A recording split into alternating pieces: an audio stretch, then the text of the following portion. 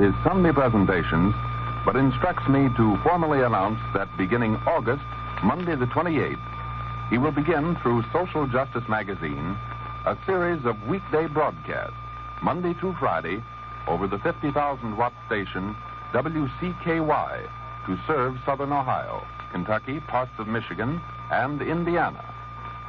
Next week, an announcement will be made of importance to persons living in Pennsylvania, particularly in the Philadelphia region. Today's broadcast is of such vital interest to the laboring men of America that I shall pause at this point while the Little Flower Choristers will sing for us Brahms' Lullaby. During the singing of this hymn, please phone to some friend and ask him to join you in listening to this broadcast.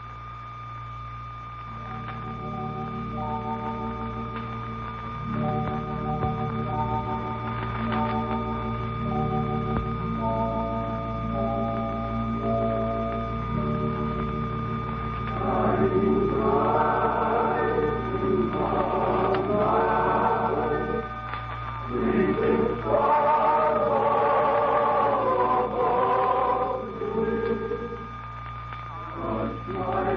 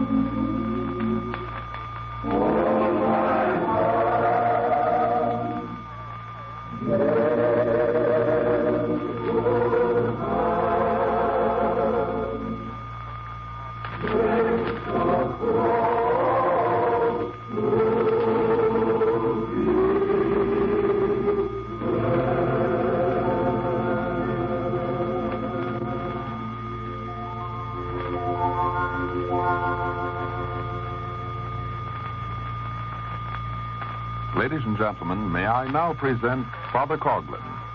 Following this address, copies of which will be mailed to all who request them, the voice of social justice, which presents the weekday broadcast, will speak to you on an article which appeared in this week's Jewish Examiner.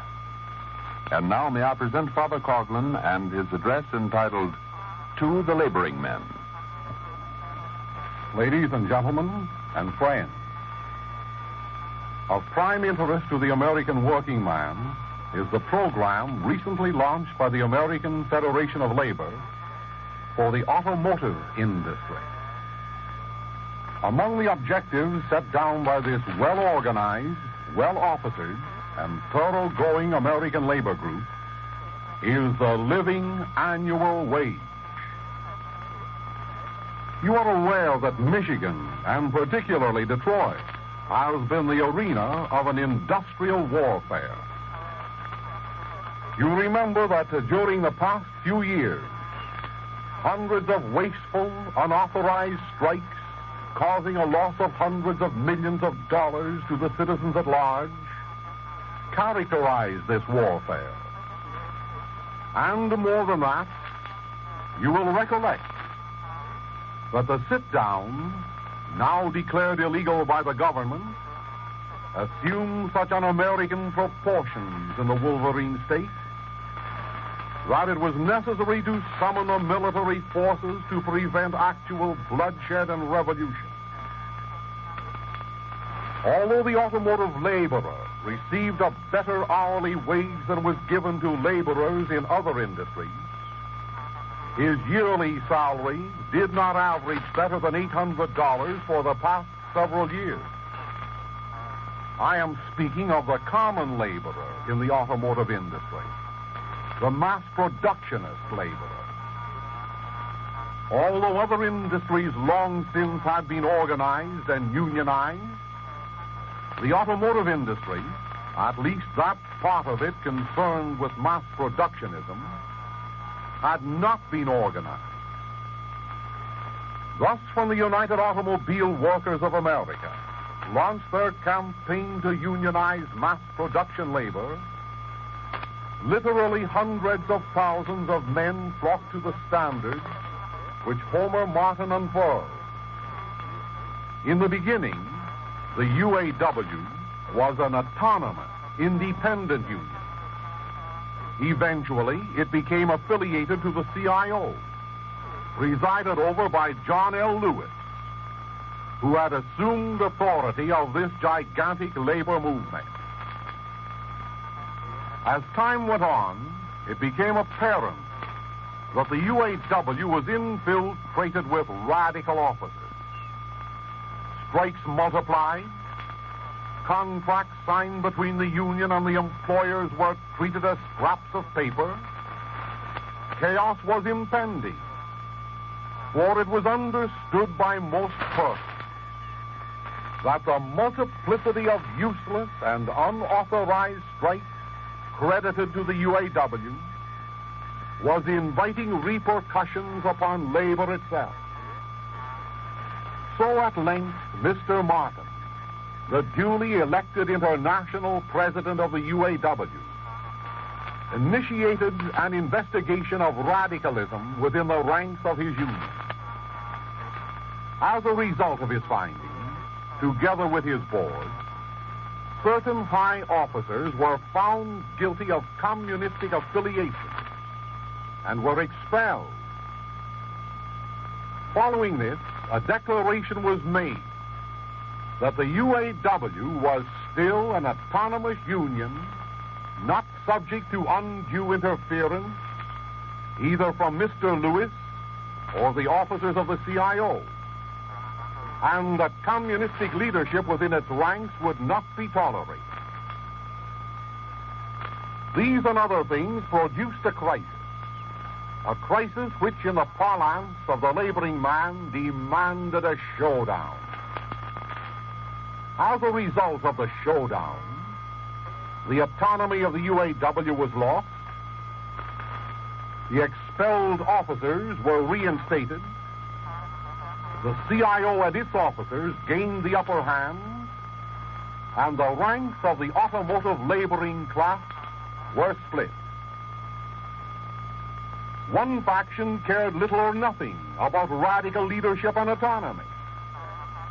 The other faction, which fought for autonomy and demanded that as far as the United Automobile Workers of America were concerned, there could be no room for radical leadership in their organization.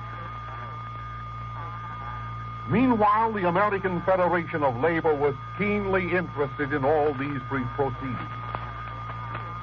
It is true that the AFL, during its 60 years of existence, had been concerned more or less with organizing skilled labor. It is true that it had not expended its best effort in organizing unskilled labor.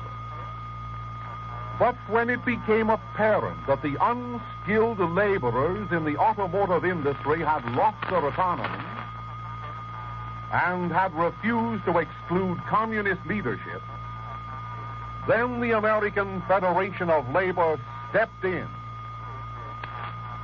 All these events, my friends, so briefly stated, formed a background to last week's development. Admitting that the unskilled laborer in the automotive industry was paid a highly hourly wage, but recognizing that this hourly wage did not amount to very much over the period of a year, one of the first objectives advertised by the organizers of the American Federation of Labor was this: the principle of the annual wage. For many years, it has been my privilege to advocate that principle. For many years, I have contended and have sustained my contention with accurate figures and facts that mass production machinery, which is constantly being developed, enables a working man to produce more units of wealth in 1939, for example, than was possible in 1920. In other words, while the ordinary laborer in the automotive industry contributes more to the production of an automobile in one day of this year than his father could have contributed in 3 days 19 years ago, nevertheless, he does not receive 3 times the amount of an hourly wage. Now, I'm not proposing the theory that the laborer should be paid 3 times as much in 1939. I am only using this example to draw to your attention that there is a ceiling to production and a ceiling to the sale or consumption of automotive products, and to point out that despite the development of mass production machinery, the laborer must be paid enough to keep him and his family in secure, frugal comfort for the entire year, even after the ceiling of production has been reached. It is only a matter of time until the ordinary laborer will contribute 4 and 5 times as much to the production of a motor car in one day as his father contributed 19 years ago. For science will not pause. Inventors will continue to discover new and better ways of hastening production. And as a result, either fewer and fewer men will be required in our factories to turn out the demand for motor cars, or else all those now employed in the industry will be forced to work fewer and fewer days. Now, one of the principles advocated by the CIO for the betterment of labor in this industry was related to the hourly pay system. Among other things, the CIO struck for a 5 and 10 cent raise per hour They won their strike. But despite their victory, in this regard, the laboring men in their union were no better off at the end of the year than they were at the beginning of the year, simply because the cost of groceries, of rent, of fuel, of clothing, and other commodities was raised on the one hand, and on the other, because the time lost due to strikes to gain this pittance of a raise more than offset the financial benefits that resulted from the strike. Aware of all these facts, and taking all these things and more into consideration, the American Federation of Labor, on entering in earnest into this field, adopted the principle of the annual wage for the automotive industry. Now, I am not authorized to speak for the American Federation of Labor, but if I were asked to explain how I interpret this proposition of the annual wage, if I were speaking to a group of laboring men, I would use these words. To them I would say, gentlemen, do you know what communism is? Do you know its objectives?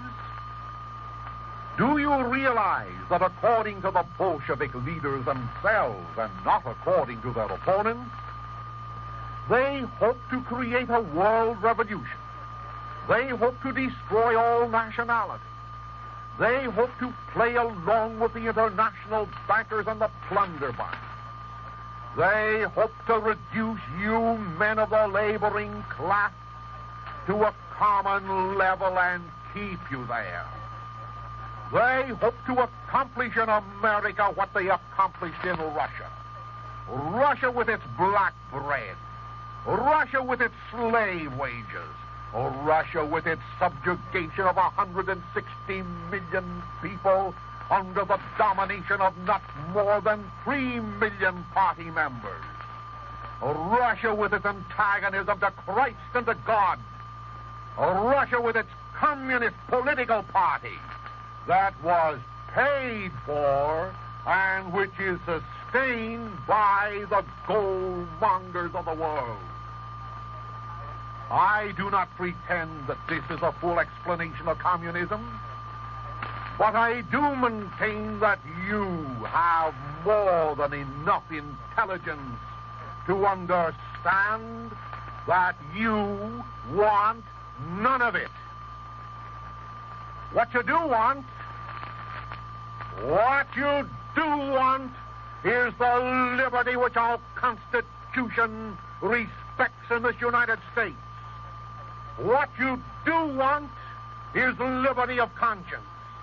What you do want is to preserve the sanctity of your homes. What you do want is to supply your wife and your children, not only with the necessities of life, Mr. Laborer, but with the conveniences which should be theirs and which must be theirs if this will remain a free country. Oh, you're not experts in economics. You do not understand, perhaps, the workings of the law of supply and demand and the intricacies of money and credit. Oh, but this you do understand. You know that America is a land of plenty. You know that in 1935, when persons were hungry, we slaughtered pigs and burnt corn. When people were naked, we plowed under cotton. And when people were shelterless, we confiscated homes. Those things you know.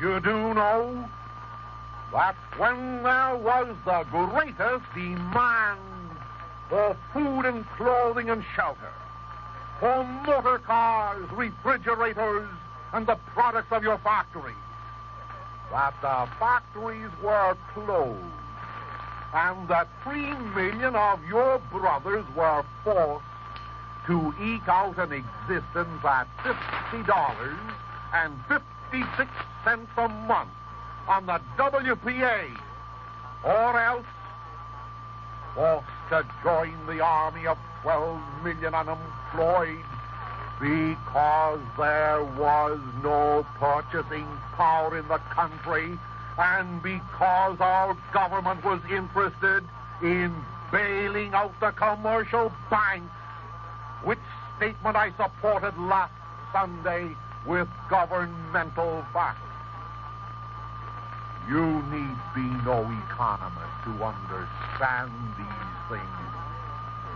All you need to be is the father of a family. A father who goes home each evening after having searched in vain for work that is non-existent. Go home to face your wife and your baby with an empty pocket and an empty heart. And above all else, gentlemen, you know that you are keenly interested in one material thing, and that material thing is what? A full pay envelope. A pay envelope that is guaranteed to you for 52 weeks in a year. A pay envelope whose existence will not be cut short because some factory owner tells you that production must be stopped because the people of the nation have no money to buy the things that you help manufacture. And there is another thing that you laboring men know, which requires no university professor's training. It is this. You know what's meant by the cost of living. You know that in 1 year your rent is $35 a month, and in another year it is $50 a month. You know that your grocery bill 1 week amounts to $8, and another week to $12. You know that your fuel bill costs 20% more 1 year than it does another year. You know that the cost of clothing for your family is 25% higher 1 year than the previous year. In other words, Mr. Laborer, you know that due to the cost of living, a pay envelope of $30 a week in 1 year does not buy as much living as a pay envelope of $25 a week does in another year. Oh, but you're not experts. You are not economists. Oh, you are only the men who are the backbone of the nation, composed of 30 or 40 million of persons who, like yourselves, were trustful, honest, God-fearing men whose only material desire in life is to work hard and to earn enough money to keep your lovely families from want and oppression.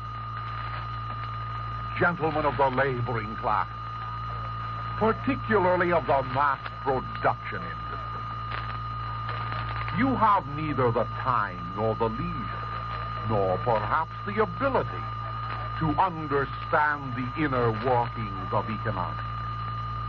Oh, but you have the heart and the soul to understand that it is your duty in life to provide for those whom God has entrusted to you. And in simple language, the principle of this providing is a living annual wage. A living wage that automatically goes up when the cost of living goes up. An annual wage that automatically is paid every week, whether you work or not. Is this a practical principle, you ask? Is this a practical theory that can be realized? Definitely yes. You are all Americans enough to know that the Constitution of this country positively says that Congress has the right to coin money and to regulate the value thereof. I emphasize that word. Regulate. Regulate. Congress has the right to regulate the purchasing power of a dollar. Congress has the right to regulate what a dollar will buy.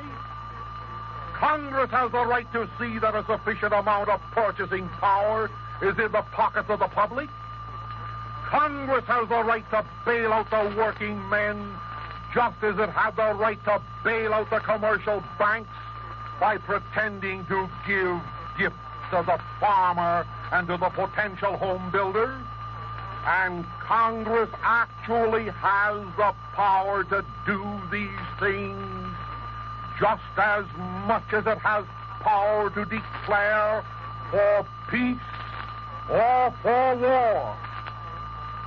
Gentlemen of mass production industry, the workings of these congressional rights, perchance, are beyond your understanding. You are not lawyers. You are not bankers. You are not congressmen. You are simple laborers who have been booted from pillar to post, sometimes by men who have agitated you for a 5 and 10 cent hourly wage rate, which your experience now has taught you has meant nothing, and which historians in the future will refer to as a trick, not on the part of all, but only on the part of some, to herd you together to become the popular front behind whom will stand in security the internationalists, the revolutionists, and the godless supporters of Bolshevism. But gentlemen, poverty, less than living wages, and insecurity, these things are also within the scope of your understanding and of your actual experience. These things, I tell you, are unnecessary evils. These things are abominations in this land of plenty.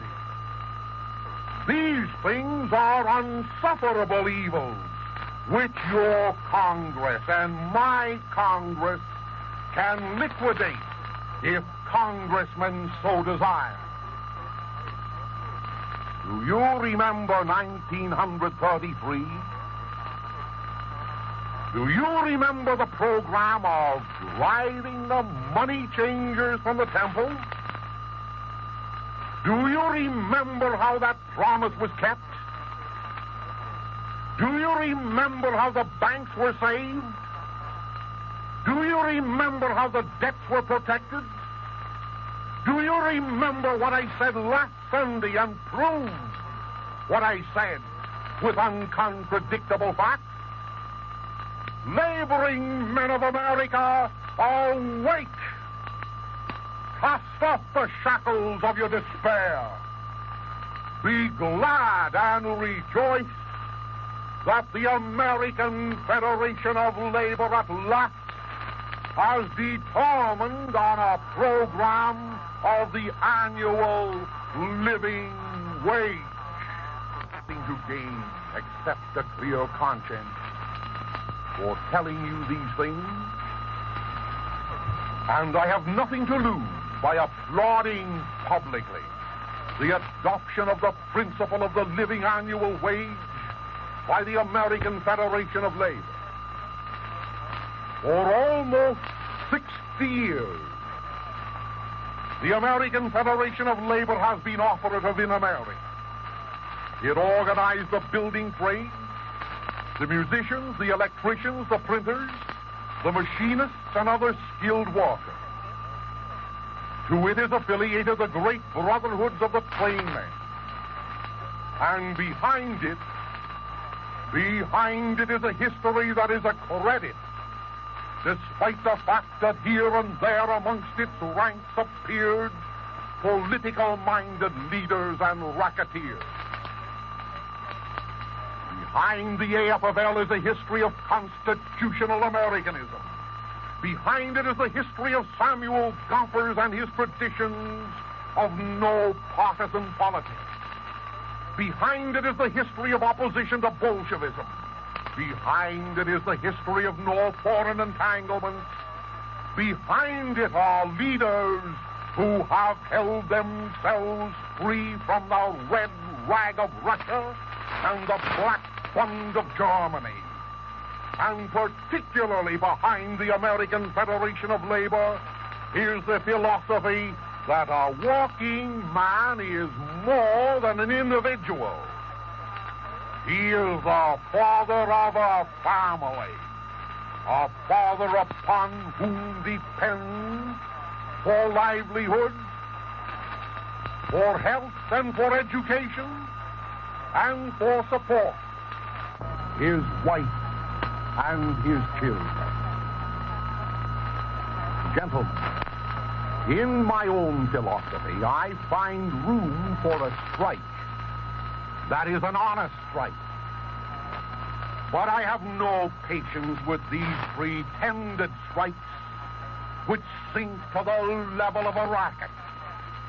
Strikes that are called not for the benefit of you who work behind the lathe, but only for the benefit of two contesting labor leaders.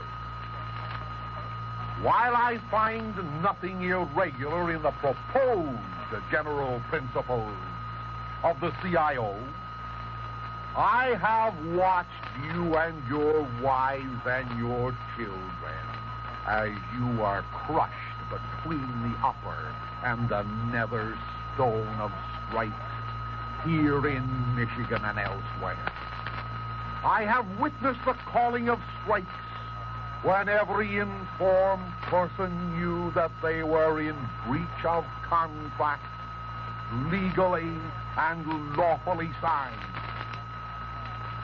Thus I am happy to observe that as the American Federation of Labor enters into the field of the automotive industry, its officers have pledged that there will be no wildcat strikes, that there will be no intemperate strikes until your leaders, Mr. Working Men, together with the leaders of industry, will have an opportunity to come to a thorough mutual understanding.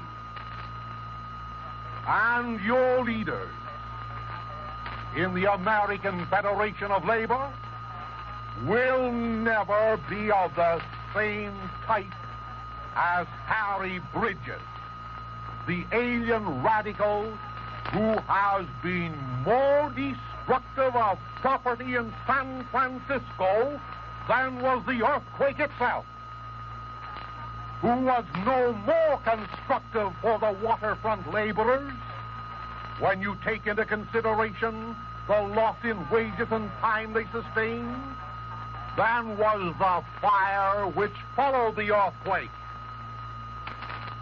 Oh, yes, the enemies of social justice will say that we pioneers of social justice are unfriendly to labor. The truth is, gentlemen, I have been unfriendly to what I have considered to be communistically led labor. The truth is, I have been unfriendly to those labor leaders who gambled your dues money. I have been unfriendly to those labor leaders who contributed thousands of dollars of your dues money to radical causes while your family suffered. Labor leaders who supported the red flag in Spain. Labor leaders who sent cards carrying communists into Michigan and elsewhere. Labor leaders who lacked the intestinal fortitude to expel the Bolshevik elements from high office. But God knows I have been for the working man and his exploited family, even to the point, gentlemen, of sacrificing some years ago your goodwill, when I preferred to stand on principle and fact rather than encourage you to fall into a trap, rather than applaud you when innocently you followed men who should know better into the errors which characterize the seizure of property. Gentlemen, I am opposed to the seizure of property by bankers, by government, by industrialists, or by labor leaders. The principle of unjust seizure is wrong. For it had been my dream, gentlemen, that instead of suffering the seizure of property by the rich, by the government commissars, it had been my dream, gentlemen, that property should be sacred when justly acquired. And it had been my hope that the millions of you who are never given an honest chance to own property should be paid an annual living wage which would allow you to own your own little plot of ground and your own humble home that you could really call your own. A dream and a hope that could never be realized until you were guaranteed security. And having obtained your own little home, what about the principle of seizure of property? Having obtained your home, no principle of seizure could be invoked against you. Gentlemen of labor, you are not wards of the government. The government is your servant. You are not the regimented slaves of a communistic political party. You are, gentlemen, you are we the people of this Republic of the United States of America with the right to life, to liberty, and to the pursuit of happiness. And you are not and will not be the economic slaves of any system. Oh, yes, you are free men who can unmake one system that has exploited you. Free men who can ward off another system of Sovietism that plans to enslave. Certainly I've been a friend to labor, despite the canard which says I was responsible for building this shrine of the little flower and publishing Social Justice magazine independent of labor organizations. Ask the laborers and artisans who worked on the shrine, or consult the files and the records, and you'll find out the truth. You'll find out that those engaged in building this edifice were paid not at the scheduled rates of the American Federation of Labor, but 10% higher than the scheduled rate.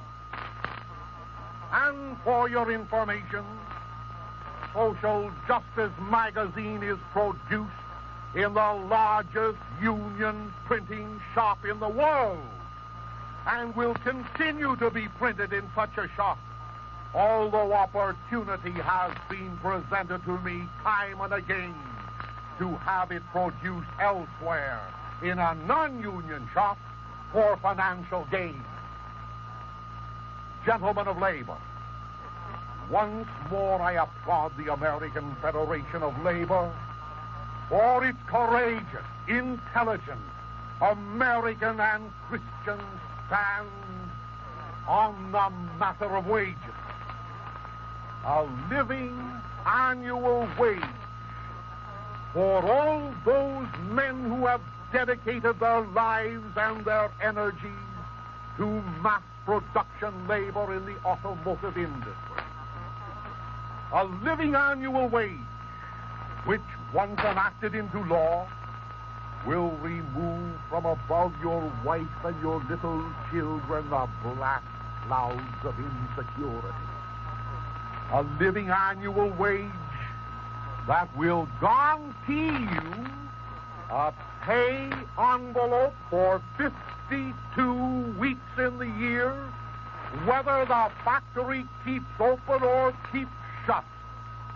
A living annual wage that will be regulated either up or down as the cost of living goes up or down. I said that this is a Christian principle. And to support my contention, let me read for you a portion of the New Testament according to St. Matthew, chapter the 20th, verses 1 to 14,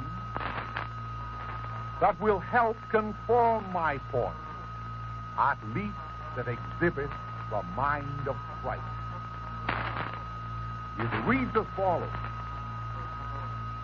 The kingdom of heaven is like to a householder who went out early in the morning to hire laborers into his vineyard.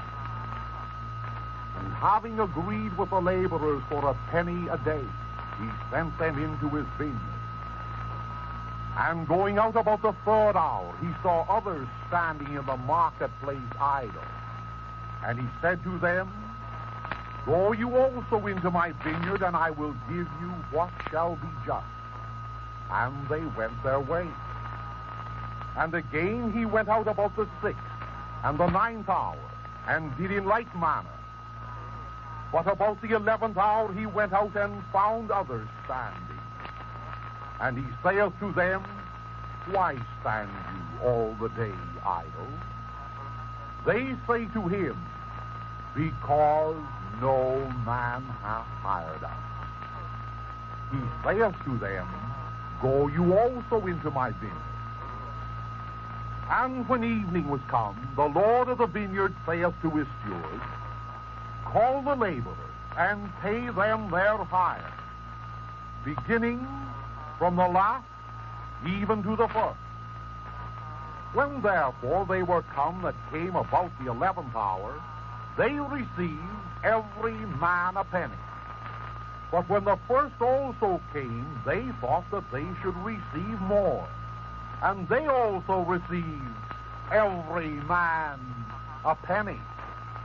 And receiving it, they murmured against the master of the house, saying, These last have worked but 1 hour, and thou hast made them equal to us that have borne the burden of the day and the heat. But he answering said to one of them, Friend, I do thee no wrong. Didst thou not agree with me for a penny? Take what is thine and go thy way. I will also give to this last, even as to thee. Gentlemen, I need not explain these words of Christ to you. They are self-evident. Plainly, he has painted the picture for us. There is the master of the vineyard gathering in his grapes. In yonder city, there's a marketplace where the jobless stand awaiting work. The employment agent seeks them out early in the morning and hires one group at a fair living wage, enough to live on for the entire day, enough to keep a family in frugal comfort. At a later hour, he engages another group, and finally, at the 11th hour, he engages the last. Now I ask you, When it came time to pass out the pay envelopes, the last received as much as the first. And what then are the high points of this gospel message? They are these. First, no man may hire another man unless he pays him a living wage. Second, according to the scriptural narrative, the living wage was not predicated on how long a man worked or how much he produced. Thirdly, why were these men idle?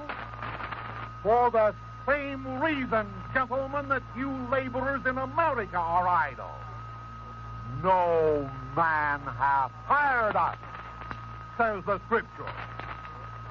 Well, these men were not idle because they chose to be, any more than you're idle at this moment. No man hath hired us. And lastly, gentlemen, remark the contention set up in the ranks of labor itself when the last received as much as the first. Mr. Laboring Man, cease fighting among yourselves. Recognize that if you have dedicated your life to a given industry, this is Christian doctrine. Recognize that if you have dedicated your life to a given industry, it is the moral responsibility of that industry to support you. Oh, it's dangerous to permit a state to support its citizens. Dangerous to permit the United States government to support you, because then you become wards of the state, no better than the slaves who plied the galleys of pagan Rome. Gentlemen, remember this moral principle. It is the business of industry to support those who dedicate their lives to industry. And it is the business of all citizens to support the state. It is not the business of the state to support either industry or the citizens. Once industry, either through its own volition or through the necessity of law, admits that it is industry's moral obligation to support the men who have dedicated their lives to the manufacturing of motor cars, of steel, of textiles, then industry will be glad to join with you to see that there is an ample purchasing power within the nation, so that the wheels of industry will be kept moving regularly.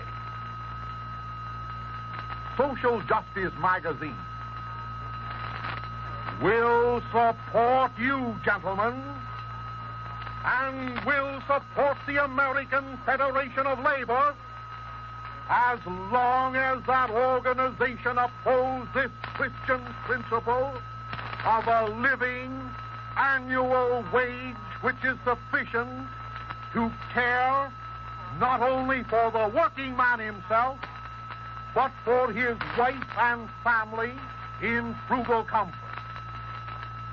Thank God that at long last you laborers in the automotive industry have had this principle of the living annual wage promulgated to you by the American Federation of Labor.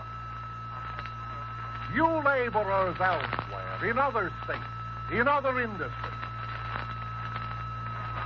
for the moment, must content yourselves to hear of the progress made in Michigan, Ohio, Wisconsin, and wherever the United Automobile Workers of America have extended their activity. Oh, may this principle be realized in these other sections, in these other fields of endeavor, and may you laborers in other fields have the happiness to have the American Federation of Labor come to your rescue as it has done recently for the working men of Michigan. Meanwhile, gentlemen, be courageous and persevering. Always remember that this is America. And remember that this principle of the living annual wage is not a communistic principle, but is a Christian principle. It's a principle which deserves the support of every decent-minded person in this nation. Ladies and gentlemen, the address to which you have listened will be reduced to pamphlet form. I invite every one of you to write to me this week for a copy thereof.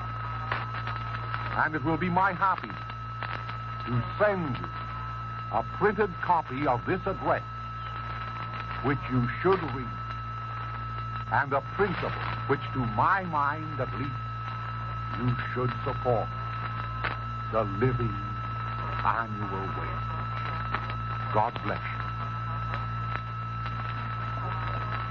Ladies and gentlemen, may I now present the voice of social justice with an important announcement. The voice of social justice. It is unseemly and unpriestly for Father Coughlin to stoop to contention, especially when it is considered either with religious or racial controversy. Thus, we, his friends and admirers and supporters, are glad that he holds steadfast to that opinion, are glad that he will not descend into the arena of such activity at the present moment. However, because of widespread libelous statements which are being circulated concerning him in Social Justice magazine, for which he graciously acts as editorial counsel, the editors of Social Justice magazine instruct me to make an announcement which is necessary in order to forfend an untruthful attack against both our friend and this publication. The Jewish Examiner is a weekly newspaper. The Jewish Examiner boasts that it is the voice of American Jewry. The Jewish Examiner claims to have the largest Anglo-Jewish circulation in America. For some time, this racialistic, biased paper has been insisting that Father Coughlin is a Nazi. That, ladies and gentlemen, is definitely untruthful. For some time, the Jewish Examiner has been responsible by its misstatements for stirring up ill feeling which reacts against innocent Jews. That is a misfortune. In its current issue, it continues with this practice with a full-page headline which reads, "Coughlin's Ben Marson is exposed.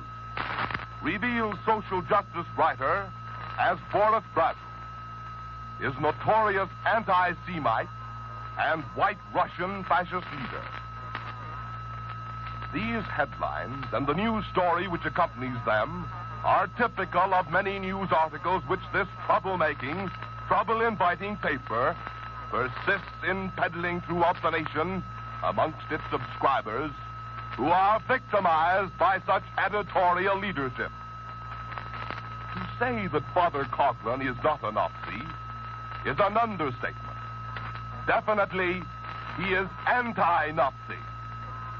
To print that the erudite Ben Marson, who has been exposing the inaccuracies contained in the General Jewish Council's attempt to answer Father Coughlin's famous address of last November 20th, to say that Ben Marson is Boris Brazil, the so-called anti-Semite and fascist, is, ladies and gentlemen, an absolute untruth.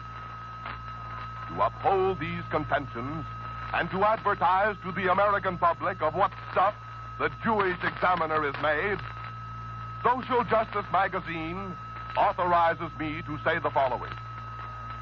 Social Justice magazine hereby publicly offers to contribute $50,000 to the Jewish Examiner or to any charity named by the publishers of this highly inaccurate sheet, if it can offer any conclusive proof that Ben Marson is Boris Brazel, or that Ben Marson is even acquainted with Boris Brazel.